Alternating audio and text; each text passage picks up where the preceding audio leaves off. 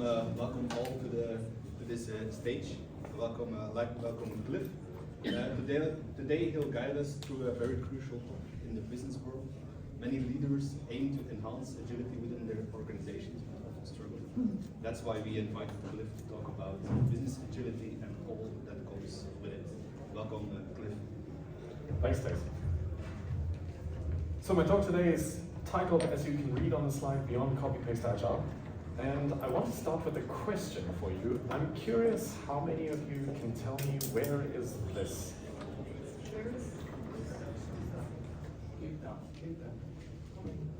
What was you shouted out something? I didn't hear what you said. Thank you. Yeah? You? You're looking over your shoulder?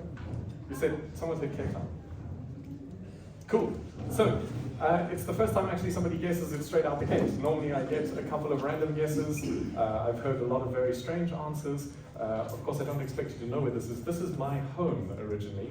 And I started my journey with Agile kind of getting a little bit frustrated because we would plan these great projects. We had all these wonderful ideas, and then things would not quite turn out as we hoped.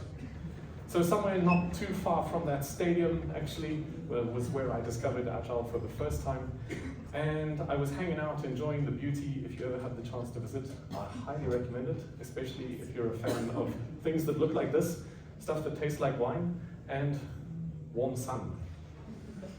So I was hanging out here, and instead, I got the opportunity, someone invited me to go and hang out here instead. Does anyone know where this is? Yeah. Funny, if I do this talk in South Africa, no one knows where that is. If I do it in Sweden, only a few people know where Cape Town is. So this is Stockholm. It doesn't always look like this. It certainly doesn't look like this right now. It's quite a bit more rainy and dark. But my journey basically brought me here to work at Spotify, where I spent about 4.5 years while the company was growing from about 700 people when I joined to nearly 5,000 by the time I left. Some of the stories I want to tell you over the course of today are based on my experiences there, but also with a few other companies. And to kick things off, I'm curious, how many of you have heard of this thing called the Spotify model? Cool. So, I want to tell you a story. Imagine a kid watching their parents making dinner. How many of you have children? What's a kid's favorite question? Why? When? When are we there yet? Or are we there? Why is the one that I hear most often. So the parents are busy cooking the dinner, and just before they put it in the oven, they slice a piece off the piece of meat, put it into the pan, stick it in the oven. And the kid is like, why do you do that? Parents look at each other. We learned this from our parents. So hop, skip, and a jump, they go ask the parents, they ask the grandparents, eventually they arrive at the great-grandparents. Nobody knows the answer up till now. The great-grandparents, they pack out laughing when they're asked this question, why do you cut the piece of meat off the top? They say, well, my dears, when we got married, we didn't have so much money, we had quite a small house, also quite a small oven, and a very small pan. So the only way to fit a roast into the pan was to cut a piece off the top. Now, the reason I tell you this story is because I think a lot of the time what we do inside companies is we do exactly this. We copy things from prior generations and from other companies into our organization without considering how big is our item? What problem are we trying to solve? So I want you to keep this in your mind as we go through the topics that I'm going to talk about today. And I want you to think not just carefully about what I say, but also about what other people present. Maybe you need to think a little bit about the problems that you have or the context in which you operate before you decide what solutions you're going to use. So for me, this idea of our perception and our understanding of our current organizational challenges is really where this starts. For those of you who've been through a recruitment process in a company, you've probably heard a great story. Everything is new and shiny, it's very brand new and modern, all of this kind of stuff. But maybe when you arrive, you realize that the company looks a little bit different, right? The idea here is not that this is necessarily a bad alternative, but there is a bit of a difference. And maybe you've had some of the experiences that I've had over the course of my career where you get this grand shiny story at the start, and then after you've spent a couple of weeks in the company, you realize, well, maybe it's actually a little bit more like this. And certainly every once in a while, maybe a bit more like this. Yeah? So if you're asking the question, well, why am I talking about perception? For me, I think really what the key is here is that all three of these are totally different methods of cooking. They're all valid, they can all create wonderful meals, but what they are capable of, what is possible to do with these is different, right? You try to make a pizza in a microwave, maybe not so great. Warm it up, for sure, yeah? So the capability and possibility for each of these is different. So this brings us to the question, well, how do we go beyond this world where we just copy and paste, we borrow things from Spotify, from Google, Facebook, perhaps from others on the internet? I want to put it to you that there's three things that I want you to take away from the talk today. And I'm going to expand on these in a bit more detail. I think in order, we want to try to first create focus around the key things that are important for our organization, which means understanding where we actually are operating from. Secondly, once we're good at doing this and actually delivering the things that we want to work on, then it's better to spend some time finding leverage, getting better at our prioritization and decision making. And finally, we want to build habits to sustain this momentum within the organization. So I want to look at this through three different levels, or lenses at least. The first one being systems, science, and then finally sapiens. Systems, primarily about looking beyond the team level to create focus across all levels within the organization. Science, this is about how do we find those high leverage opportunities that I was talking about earlier. And finally, sapiens, how do we build habits that consistently enable us to design around our biases and default patterns and behaviors. So let's jump in. First up, we have systems. Where and what do we create focus on? How many of you have experienced something a little bit like this? Pulled between many teams, yeah? I think it's a fairly common situation. And part of the challenge with this is that when we're working inside our organizations, a lot of what we're actually doing doesn't point. No, it does point, it just doesn't point to TVs apparently. Is basically what we're doing is we're looking at our organization and all of the work that we're doing and we're saying, well, what we want to do is be more efficient.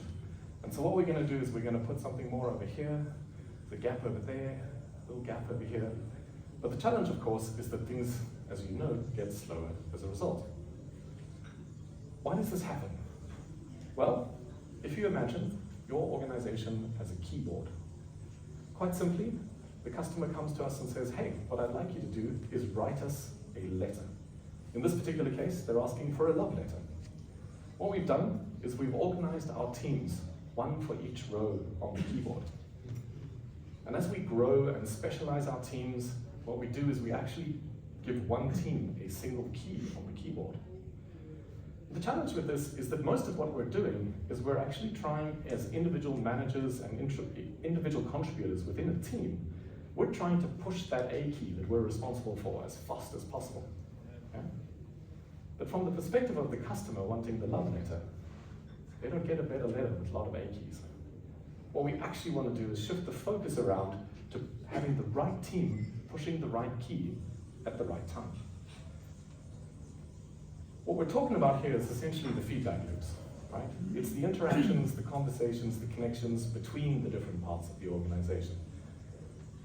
Hopefully, what we can do if we do this effectively is we can avoid yet another reorg. Yeah? I'm sure you've worked at a company every half year to 2 years, something like this. Brand new idea. This one's definitely going to fix the problems we created last time, or didn't fix last time. Part of the challenge here, I think, really, is that if we're trying to create these autonomous and empowered teams that we so often talk about in the agile environment, we forget about one key piece of this. We focus, as Don Reinerson says here, we focus very much on the authority to make decisions. We give teams the authority to make decisions all over the place. But what we don't focus on is providing the information that is necessary to make good decisions. My metaphor for going to addressing this challenge is the one of flight levels. Have any of you heard of this concept before? One or two hands, good. The metaphor is quite simple. If you fly high in the organization, right up at the top, zoom out, what you see is very wide, but what you lose is the detail. You can't see what's happening on the ground. However, if we fly close to the ground, we see the detail, but we lose that breadth of information and access. None of these perspectives is better or more important than the other. They are all just different views on the same organization, and what we need to do is connect them together, both across the teams and between the hierarchy. So, what I want to encourage you to do here is to start to think beyond the team level.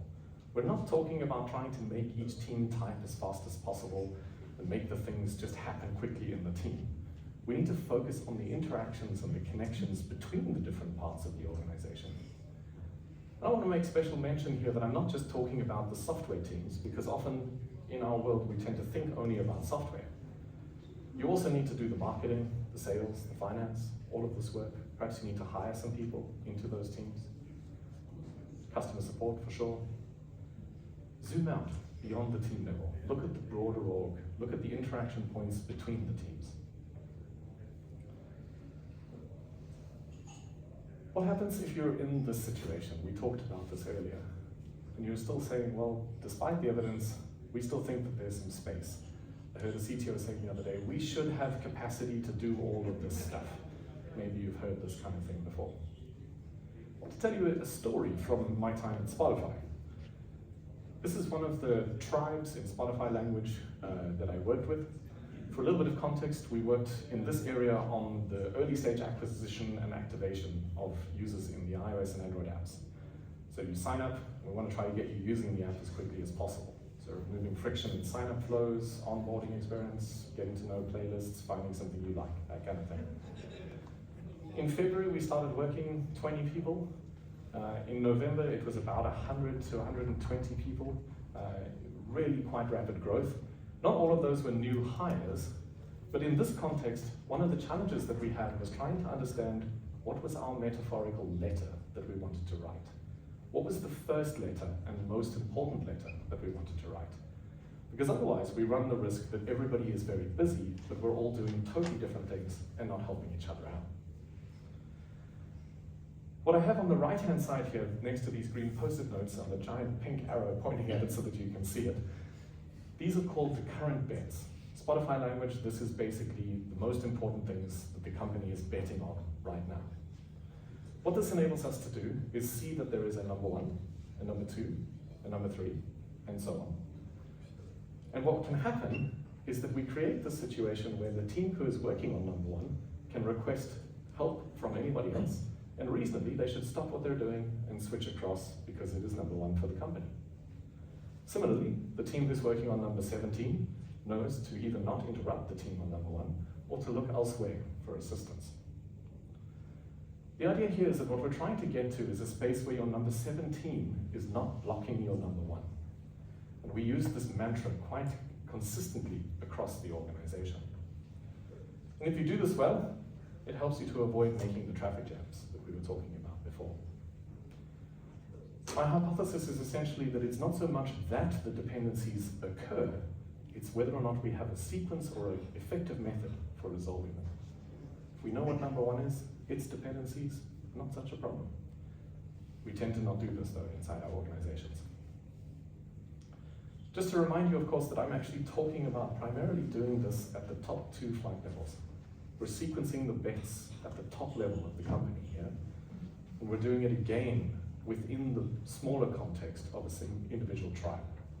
So now we know at the team level what is the most important thing that we should do.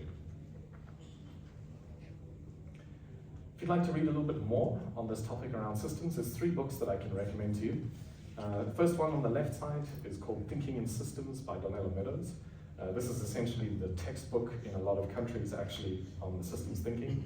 It's got examples from ecology to computer science to political science, all kinds of things. It's really quite fantastic. On On the right-hand side, we have Escaping the Build Trap by Melissa Perry. This focuses much more on a product management lens. How do you build an effective strategy deployment capability within your organization? And in the middle, for those of you familiar with flight levels or would like to learn more about flight levels, my former business partner, Klaus, wrote this book, Rethinking Agile. Wonderful book. Nice with lots of pictures and illustrations. It's quite easy to read. So to sum up this point on systems, what I'm talking about here is to go beyond the team level. We want to focus on the interactions between the teams and create a situation where we are focused so that our number 17 priority is not blocking our number 1. Happy so far? Good. So, let's have a look at science then. How do we find our high leverage opportunities? As I said earlier, the point for me is that we want to get the things flowing in the organization. That's why I put these in order. The idea is that if we cannot focus as an organization, we tend to not get so much done, right? Everybody's very busy, but not on the same letter, so the letter doesn't get finished. That's why I put focus first and science second. So, how do we do this? Most of us, I think, take this approach. We try to just work harder. Yeah? Have you tried this before? How did it go? Medium rare. Not great. Yeah? I want to put it to you that what you work on matters far more than how hard you work. And I want to give you a little story that explains how this can work. Again, a story from Spotify. One of the folks who worked in the IT department, they noticed that a number of teams had spare IT equipment. It could be anything from this clicker through to a laptop charger, a spare screen, whatever, lying around within the office. It wasn't a very strong culture of returning equipment that you didn't need at that particular point in time. So instead of making an HR policy or some sort of announcement and a big system with forms and requisitions and something very convoluted, they went down to the shop, bought a box of lollipops, sent a Slack message that said, anyone who brings me something they're not using can have a lollipop. The highest return on investment of any box of lollipops in the history of boxes of lollipops. I don't know how many million euros got returned. It was actually quite ridiculous. This is an example of something, a very, very high leverage, single activity. That Slack message, that box of lollipops, tiny, tiny effort, huge return on investment. The challenge, I think, is that very often what we're doing inside our organizations, we're not really looking so much at what we have delivered. You think to yourself, if you're honest, can you answer this question? What was the result of your last delivery? Not just did we deliver on time, did the customer pay, was it on budget? What did it achieve? What changed in the world as a result of this? The question, I think, is why do we so rarely know these outcomes? Very often we don't know. And I think part of it is that we're just so very, very, very busy. We finish one thing, we're on to the next. So we seldom spend time to really even look at what was high leverage. Another part of this is that our plans are not always very well formulated. We focus very much on what we're going to do, but we don't really think so much about how does that thing actually achieve the outcome that we want. I don't know how many of you have watched South Park, but I love the very distorted photos, sorry. They have this great plan. They're going to collect all the underpants, ... and then profit. And you're like, dude, how? But we do the same thing. Yeah? Collect the data, and then what's the plan? What's that step? We're also quite prone to making very strange extrapolations from data points, and I saw this a lot during my time at Spotify. I don't know how many of you know XKCD, but I love their comic. They have so many brilliant ones. The challenge is that if we're not paying attention to how we make these decisions and the data that we use to make them, we end up in a situation where we're basically creating a lot of problems more than necessarily creating the solutions that we aim for. I think part of the reason why this happens, as Jonathan Haidt explores in his wonderful book, The Righteous Mind, we tend to think of ourselves individually as very logical. How many of you would say that you're relatively logical? One or two? Yeah. We spend time thinking through stuff. The challenge, as he explains, is not so much that we are irrational as an alternative, but what we tend to do is actually make decisions based on our intuition and gut feel first, and then use our rational and reasoning capability to justify the decision we've just made.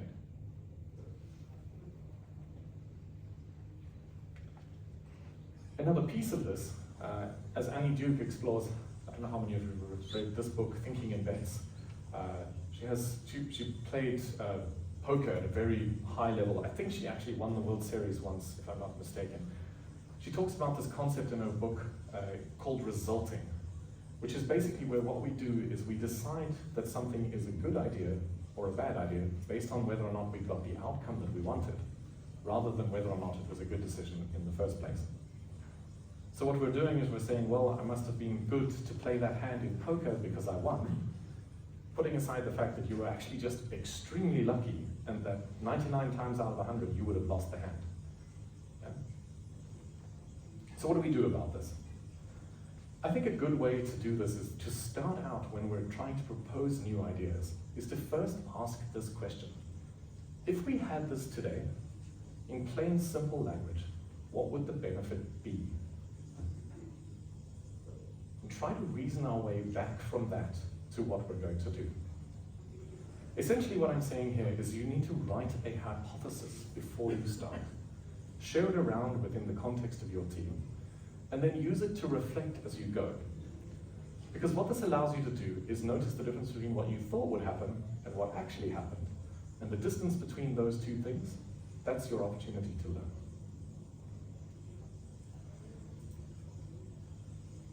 You can also phrase the question this way: what assumptions would need to be true in order for this to work? So, I said quantify your hypothesis. Write down some data points. Explain them in language. Put some numbers down before you start, and use that to reflect as you go. Once you're getting good at this, we can start to use that hypothesis to understand a little bit better and look for more leverage. So what is leverage? Well, I gave you the example of Project Lollipop earlier, but another metaphor for leverage is essentially a bicycle. I don't know how many of you know this, but a bicycle is one of the most efficient ways to transport human beings. To put it in actual graphical terms, quite significantly more distance covered per unit of energy than almost any other method. I have no idea why the graphics are all distorted. They're not like that on my screen. I don't know. We'll fix it for the future. Sorry about that. There's a guy by the name of Shreyas Doshi. He's a product manager. I think he was previously at Google. And he has this wonderful framework that I've been using for quite a few years now. He calls it LNO. Essentially what we have here is on the left, leverage, in the middle, neutral, and on the right, overhead. Basically, his hypothesis is that all of the work that you do will fit into one of these three buckets. The challenge is that most of us are spending our time to the right-hand side and not so much towards the left-hand side. So what we want to try to do is categorize these differently, but also adjust our strategy for dealing with the things in each of these buckets. If you're working on the bottom right, something that is overhead, you just need to get it done, right? You don't get any benefit for doing a great job. There's no point in outperforming in this space because it's either done or it's not done. Neutral, you want to try to do a strictly good job, right? An example of this might be something like filing your tax return. It needs to be right because the consequence of being wrong is quite high, but there's no point, again, in outperforming. So you want to do a good job, but again, no better. Finally, we have the space of leverage. This is where you can let your inner perfectionist shine if you have this general disposition. These things are worth doing an incredible job on because the payoff is so much larger than the effort that went into them. The example I gave you earlier, Project Lollipop, yeah? I have another example.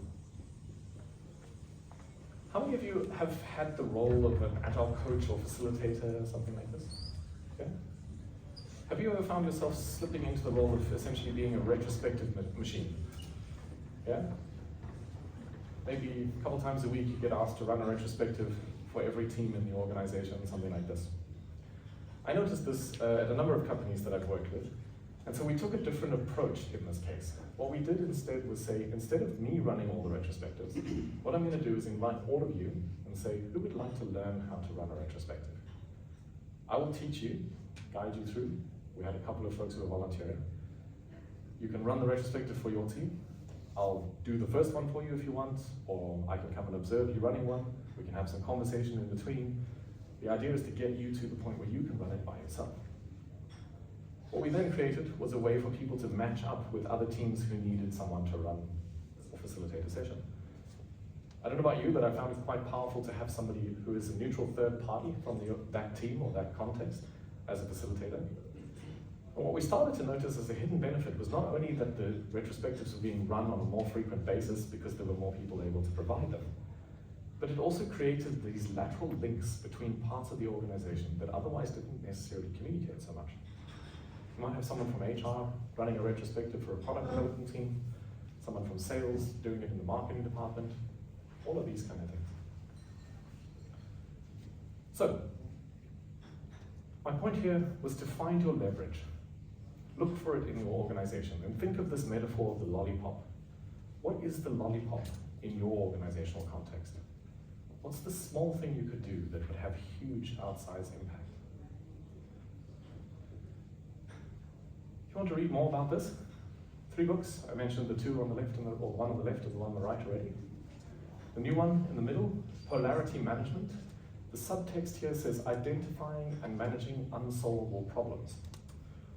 Great examples, if you find your organization is constantly oscillating from one side of we need to centralize everything, we need to decentralize everything, we need to back and forth. This book has some fantastic strategies for understanding why that happens, but also what you can do about it. So, there were 2 key points in here. Firstly, quantify your hypothesis before you go, or before you start. Learn to reflect and adapt based on the outcomes. And finally, look for your leverage. Don't work hard, try to be smart. With me so far? Cool. So the last one is about sapiens. How to build the habits that consistently design around our lives. This is the part that I think may connect with your talk from earlier. So I think very often in our organization, we're actually doing a little bit like this, behaving a bit like Grumpy Cat and saying, well, you know, I don't really want to change, but I'm also not very happy about the current state. And maybe you've seen this exhibited in the form of this statement. Have you heard this phrase? People resist change. Or maybe you've heard the slightly worse version, they won't work unless we tell them or tell them what to do. Yeah. So the challenge for me is that I think that what this is doing is this is assuming that the problem is the people, and that essentially we have dead wood inside our company. I want to put it to you that if there's dead wood inside your company, there's only 2 ways that it got there. Either you hired dead wood, or you hired live wood and killed it. What I want to talk to you about in this section is about how do we stop killing people's motivation? How do we stop creating more dead wood inside our environment? I think this problem starts with our metaphors for understanding organizations and humans. And most of them, unfortunately, look a bit like this. We think in machines and very mechanistic models. Swap one team member out for the other. Somebody leaves, we hire a new one, this kind of a thing. I don't know if you've ever noticed, when that star performer leaves, or even that person that people were underappreciating, doing an amazing job behind the scenes, but not taking the glory for it, that person leaves, it's not so easy just to swap another person in. It takes time. A far better metaphor for understanding how organizations work is like this. Ecosystems, forestry. If you want your trees to grow nice and tall and strong, You don't set them quarterly KPIs. You don't put motivational posters on the wall. You don't shout at them when things go wrong. This doesn't work on trees for the same reason it doesn't work with people.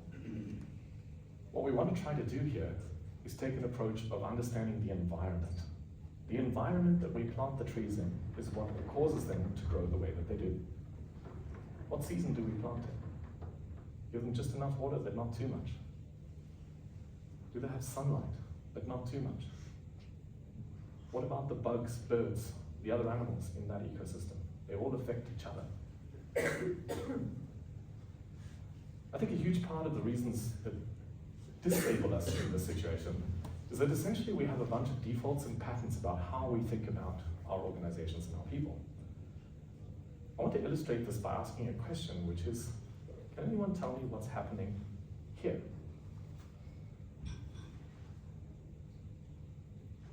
Any guesses? Rocket launch? Something? What makes you say that? I don't know, I remember that in the news recently. So I'll be honest, the first time I saw this picture, I thought maybe it's a graduation, a wedding, some homecoming, some sort of celebration. And the reason for that is that my brain and my default patterns don't associate Indian women with what they're actually doing. I have biases and patterns around this. These are actually members of the Indian Space Agency, the ISRO, celebrating the successful launch of the Mars lander, the Mangalyaan. They did it on their first attempt and for 1/10 of the budget that anyone has done it before or since. To make a fine point on it, they put an orbiting satellite around Mars for less money than Hollywood made The Martian. This deserves to be celebrated. Yeah?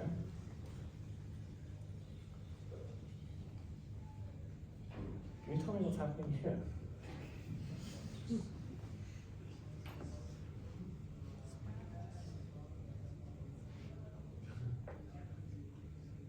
Any guesses? Big decision. Big decision.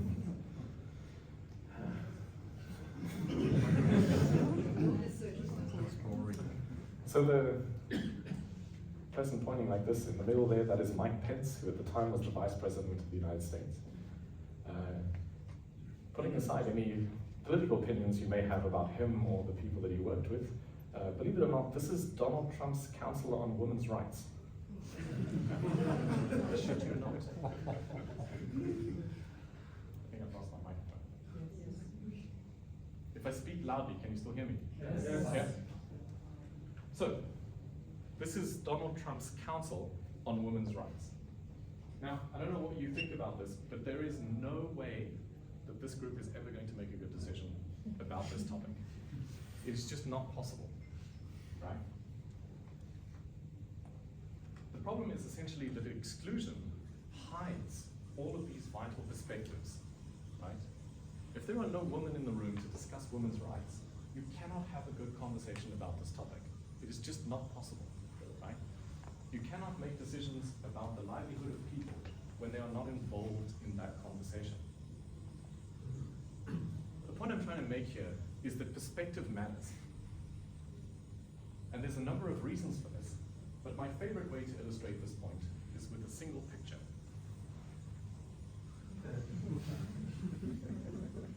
It's the same situation. We're just looking at it from a different angle. Okay? If you don't take the time to create an environment where we can take into account these different perspectives, we run the risk of excluding them. And there are many examples in our organizations of how this actually happens. Maybe you felt like that kid on the right in this sort of situation. Perhaps understandable to some extent, but as the leader, you have responsibility to try to level out that playing field. Okay? Maybe making suggestions feels this way. I see it very often, leaders who say, bring me solutions, not problems. Okay? All you guarantee is that the problems will not be brought to your attention, and the people will generally try to hide them from you if they think they're going to be punished for them. I love to make jokes about restructures. I've been working for many years and I've yet to see one that I thought was actually a great idea. There's one or two that were sort of a passing grade, but none that have revolutionized the company.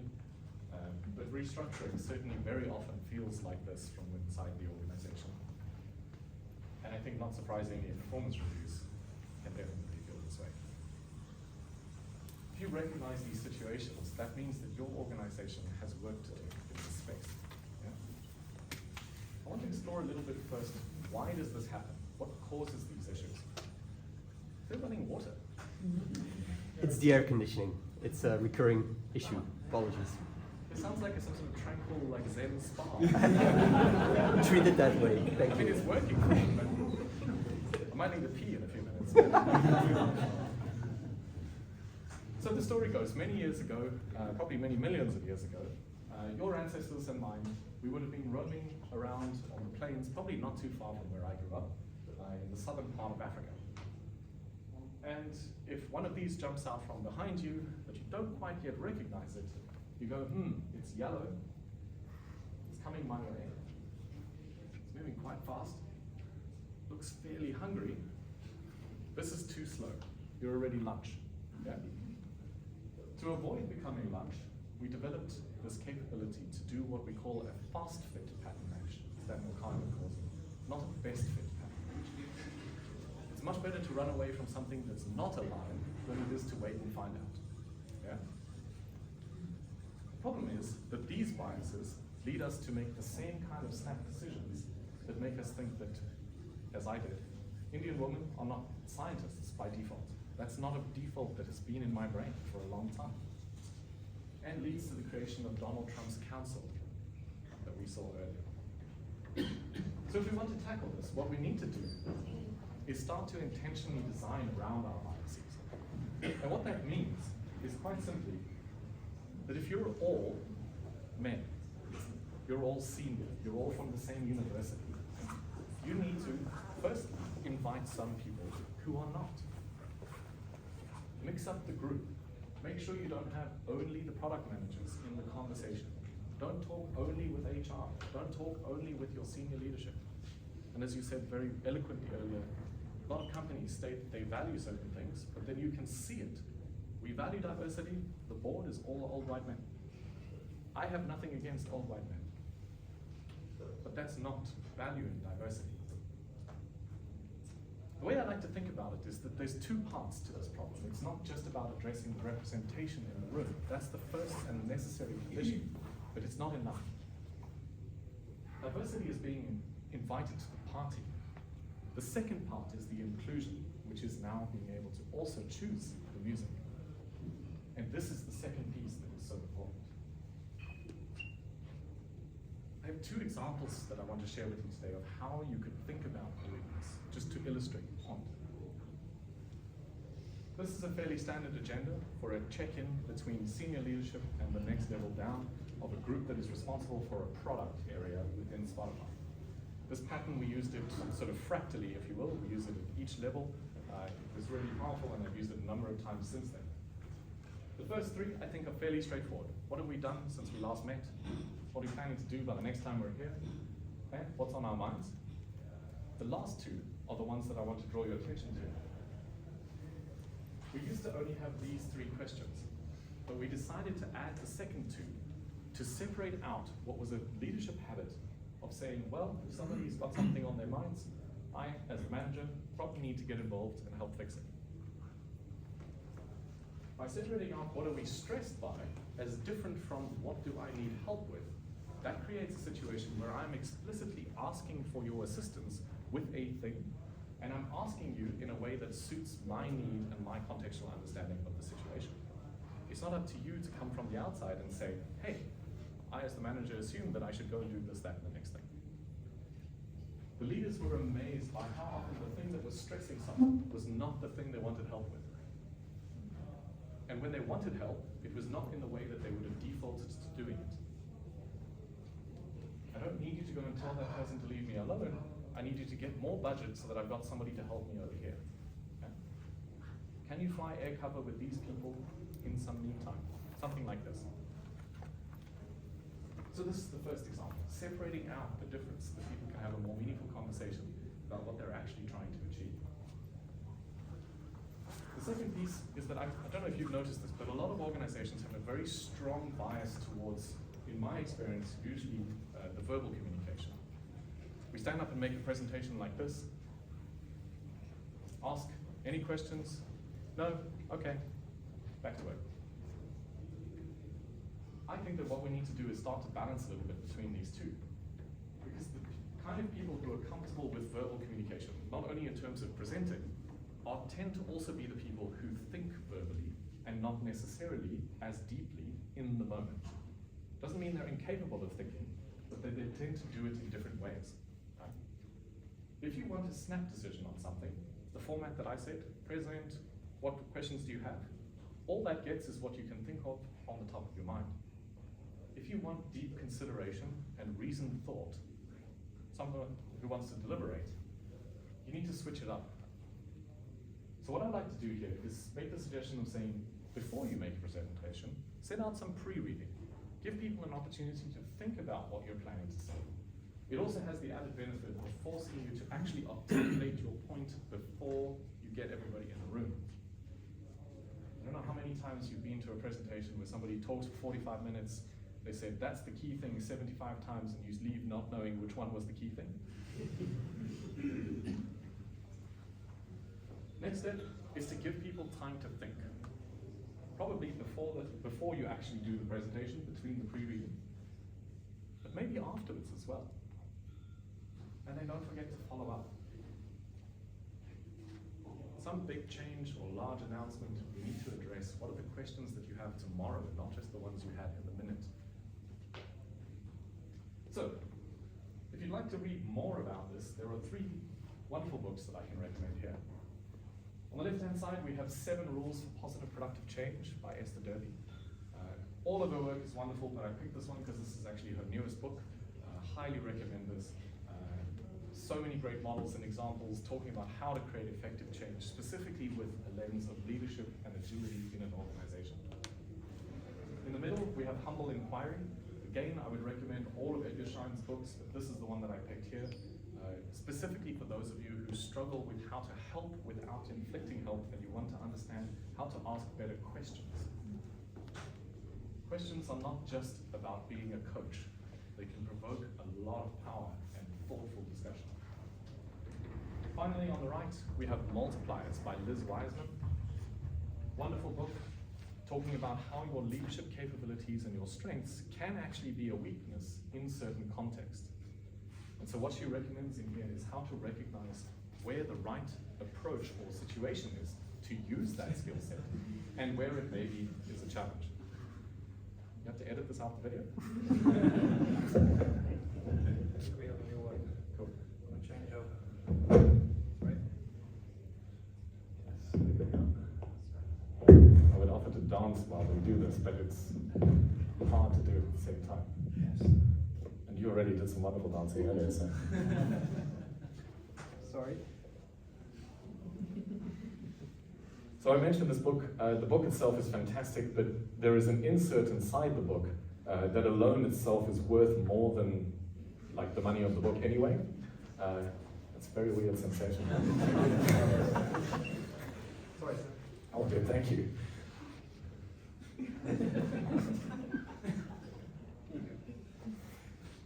Not sure if I'm supposed to smile while you're doing that.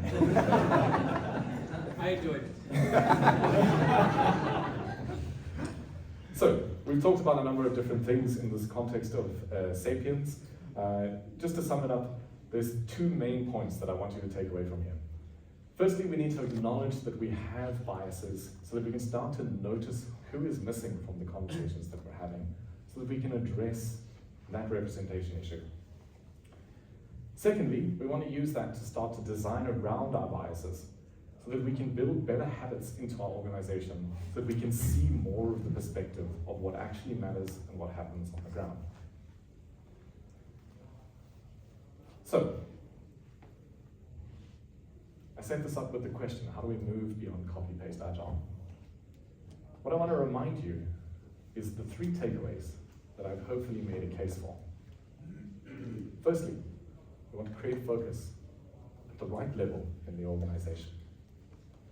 Secondly, we want to spend time looking for the high leverage points so that we can stop just being eternally busy and actually get high effective results.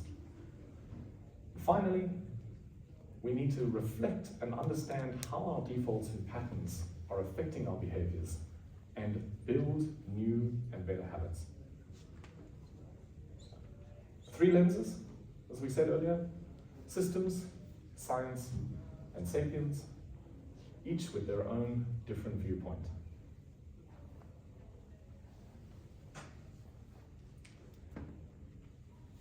Now you might be wondering, this sounds like a nice idea, and very often when I make a presentation like this, especially if I'm talking to senior leadership inside an organization, I get this question that says, well, yeah, that sounds like a nice idea, but coaching, investing in our people, teaching, training, all of this kind of stuff, it's very expensive. I'm like, yeah, it makes sense. To me, this sounds basically, well, what if we invest in them and they leave? The thought I want to leave you with is, what if you don't and they stay?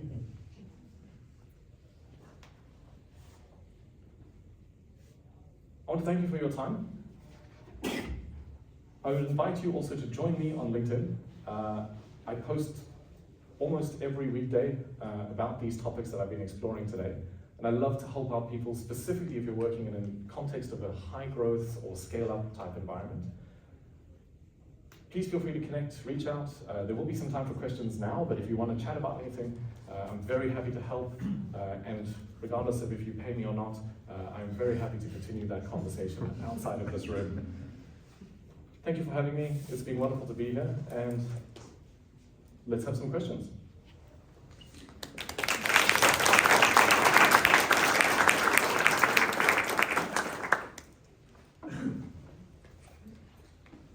So what questions do you have? Yes? What would be your starting point between the systems, science, and sapiens? What would be my starting point between system science and sapiens? So if I flip it around and I talk about the create, focus, find, leverage, build habits, which I did connect hopefully clearly in those 3, I like to start with the creating focus, generally speaking. And the main reason for that is that I find that almost all organizations are massively overloaded. And so the first thing we want to try to do is put focus on 1 or 2 key things. What's the love letter we're writing? What actually is the number 1 thing? And if we can know that across the organization and get in the habit of doing that, then it makes sense to start to question, okay, well, what habit do we want to put focus on? What leverage things do we want to put focus on? But if we can't actually focus, conversations around, well, what should we do? You're going to make a better decision, but then usually what happens is everybody just starts whatever they were doing before. So I see this as kind of a key lever for unlocking some capacity to actually make changes in the org. There are of course exceptions to this. Sometimes, you actually do need to have a bit of conversation, but quite often you will find that that is the biggest kind of quick win. I've written a little bit about a company that I worked with where they were working on 400 projects. We managed to get that down to 15. Instead of taking 12 to 36 months to deliver a project, they're now doing things in 6 to 12 weeks. Same team, same technology, nothing else changed, just the focus. Now things come out, not so much stress and pressure. They spend less time reporting on projects that aren't delivered and actually doing work that's meaningful. So I see that as unlocking. Does that answer your question? Cool. Yes? In the same vein, the people I work with usually think they have to start while they're already very busy. Yeah. Because usually they are too late, but while they start new projects while they're busy, they're actually making everything late. Yeah. So start stopping instead of start starting. Mm. And from their perspective, I've had many discussions on that. Mm. They can't seem to wrap their head around that. Mm. So the focus part is one of the first things. But I think this is a little bit. It's It's not there in their minds. I don't know. Yeah. I think this is partly, so maybe related to your question. If we start there, often it's actually the habits that sustain that. And so I think often it's a case of I've lost count of how many times I've seen senior leaders, I mean, I've probably even done it myself at some point, get up in front and say, hey, these are our 17 OKRs for the next quarter, after having just done a lecture about how focused we need to be. It doesn't make sense, but noticing that connection between those two and putting the focus on, that's why I like to shift the focus from how many things do we do at a time to which one is number one, which one is number two. So force the ranking, if you will. Which one is number one? I have another question on focus.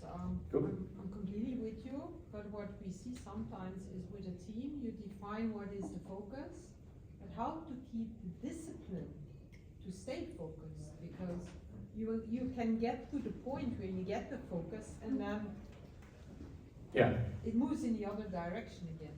Yeah. I think that's the reality, and often what you find is that organizations are saying, well, we need to do this project that takes 3 months, here's 4 or 5 of them, and then at the same time we're saying, well, you need to commit to it, and also on next Tuesday, I'm going to have 6 other things that I want you to do instead. That's where the force ranking keeps coming back for me. It's like, okay, we can start anything you want, but where do we put it? If it's number 1, then I'm happy to bump the other ones down, but then you have to acknowledge that number 17 is not going to come out before number 1. But when we're still having a conversation about, well, what's happening to my number 17? It's like, well, it's not number 1. That's why, it's challenging. Just to continue on that, I'm in charge of the input, right? Mm-hmm. So from project management perspective, I'm there, I say, this is what you should do, and also ordering the priorities. They know the roadmap, they know what's coming, and I'm trying to tell them, okay, just finish those things and then you can pick up the next thing. They are trying to start as much as possible the next things, even though they're not prepared. The assumptions are not there, the prerequisites are not there. They just want to start. You're not alone. I'm like, this is just so from the focus perspective, I tell them you should start when you're sure of success. Just doesn't compute for that. So one of the things that I like to try to do in those sort of situations where there's just that habit is to go back and look at some of the things that we've done in the past and try to do a little bit of, well, what was the effect of those things now that we've delivered them? And you'll be amazed how often we either don't know the answer or the answer is not as positive as we'd hoped. And for me, that leads to a question of like, well, the solution here is not just to do more things. Maybe this is actually shifting from the focus into the finding leverage and say, well, what actually would be worth doing rather than just keeping ourselves busy all the time? It can be a tricky one to unravel in each context though. You mentioned scale-ups, a lot of talking to senior leadership. But, yes. Can you apply these principles bottom up? You can. I like to joke that the best way to do change inside an organization is top-down. Leadership goes first. Often people think about it the other way around, as that top-down is where the decision gets made, but I'm looking for where does the behavior change happen. And I think that if we don't actually address the fact that you had the matrix, well, you had a couple of matrices, the one that I specifically saw with the different styles of adaptability. I think very often what I encounter is that the staff are often more willing to change, but the leadership are not. And in that sort of a context, well, you're limited by how far you can change. We go back to your situation. If you've got 17 projects and they're going to start a new one every Tuesday, we're not actually going to get beyond that unless something shifts. So yeah, I think that top-down is actually the way I prefer to work, but I don't mean top-down authoritatively, I mean by modeling the examples. Bottom-up, I think, can work as well, but it will bump usually into some kind of broader constraint within the organization quite quickly. So when I do this kind of work, I usually find that if the CTO, the COO, the CPO, and so on are not on board with this, in a big organization, I'm less concerned about it. We're talking 10,000 people or more, but most of the time, 30 to 3,000 kind of range, which is mostly where I work, that space, they have to be on board. Otherwise, it's just not gonna get very far.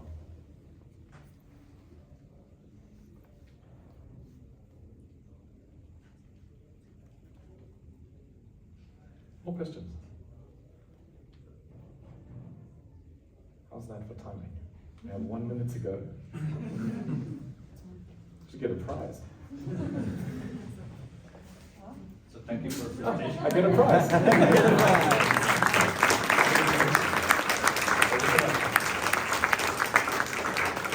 Last thing I would just say, I'm here, I've come all the way from Sweden to do this, and also to meet all of you. So please feel welcome to come and chat to me, ask questions, tell me about your context. I'd love to be helpful in whatever form.